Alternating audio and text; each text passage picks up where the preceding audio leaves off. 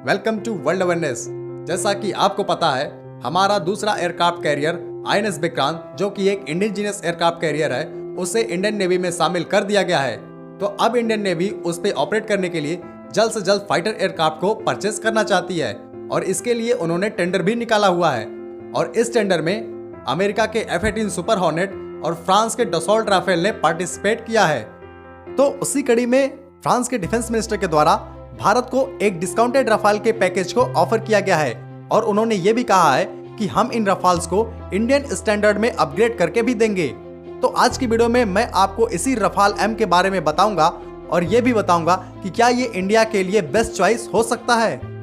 Rafale M Rafale aircraft का ही एक maritime version है जिसे एयरक्राफ्ट कैरियर से ऑपरेट करने के लिए डिजाइन किया गया है।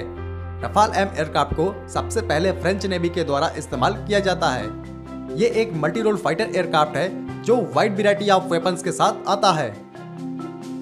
रफाल M फाइटर जेट में भी 2 इंजन का इस्तेमाल किया जाता है जो प्रत्येक 75 किलो न्यूटन की थ्रस्ट को जनरेट करते हैं। अगर बात करें इसके मैक्सिमम स्पीड की, तो इस एयरक्राफ्ट की मैक्सिमम स्पीड मैक 1.8 होती है जो लगभग 1912 किलोमीटर पर आवर की होती है। ये एयरक्राफ्ट मैक 1.4 पे सुपर क्रूज भी कर सकता है। अगर हम इस एयरक्राफ्ट की रेंज की बात करें तो इस एयरक्राफ्ट की रेंज 1500 किलोमीटर और इसकी फेरी रेंज 3700 किलोमीटर की है। इस एयरक्राफ्ट में RBE-2 AESA रडार का इस्तेमाल किया जाता है जो किसी भी एनिमी फाइटर जेट को 200 किलोमीटर दूर से ही आसानी से डिटेक्ट कर सकता है।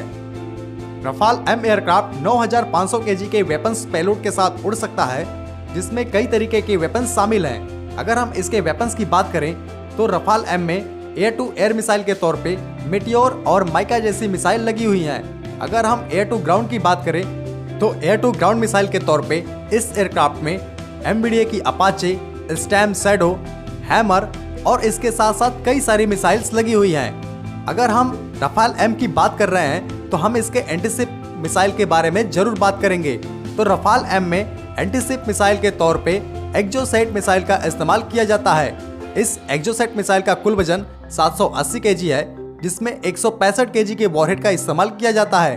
अगर हम एक्जोसेट एंटीशिप मिसाइल की रेंज की बात करें तो इस मिसाइल की मैक्सिमम रेंज 70 किलोमीटर की है।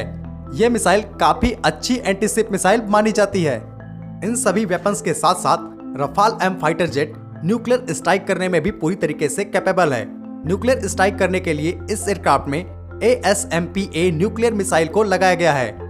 इसके अलावा इस एयरक्राफ्ट में बड़ी बड़ी रिफ्यूलिंग सिस्टम को भी दिया गया है, यानी एक एयरक्राफ्ट दूसरे एयरक्राफ्ट को फ्यूल ट्रांसफर कर सकता है। अब हम बात करेंगे कि क्या ये एयरक्राफ्ट इंडियन नेवी के लिए एक बेस्ट चॉइस हो सकता है, तो इसका जवाब है हाँ, क्योंकि इंडियन एयरफोर्स के द्वारा रफाल फाइटर जेट का इस्तेमाल पहले से किया जा रहा है। इसीलिए अगर इंडियन नेवी के द्वारा भी इस एयरक्राफ्ट को परचेस किया जाता है तो इन एयरक्राफ्ट को मेंटेन करना काफी आसान होगा और इस एयरक्राफ्ट से हम पहले से परिचित भी हैं, यानी हमारे पायलट इस एयरक्राफ्ट को पहले से उड़ा भी रहे हैं। अब हम बात करते हैं कि इस एयरक्राफ्ट की कॉस्ट कितनी है। तो हम आपको जानकारी के लिए बता दें कि रफाल M के एक यूनिट की कॉस्ट लगभग 95 मिलियन US$ है जो काफी महंगा एयरक्राफ्ट है।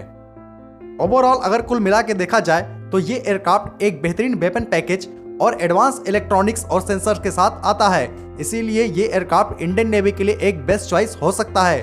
अगर हम बात करें पाकिस्तान और चाइना की, तो पाकिस्तान नेवी के पास तो एक भी एयरक्राफ्ट कैरियर नहीं है, इसीलिए पाकिस्तानी नेवी की बात करना ही बेकार है।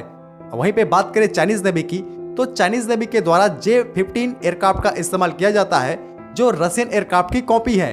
और अगर हम इनकी तुलना रफाल M से करें तो रफाल M फॉर बेटर है इन J-15 एयरक्राफ्ट से। तो आज की वीडियो को हम यही खत्म करते हैं। जय हिंद।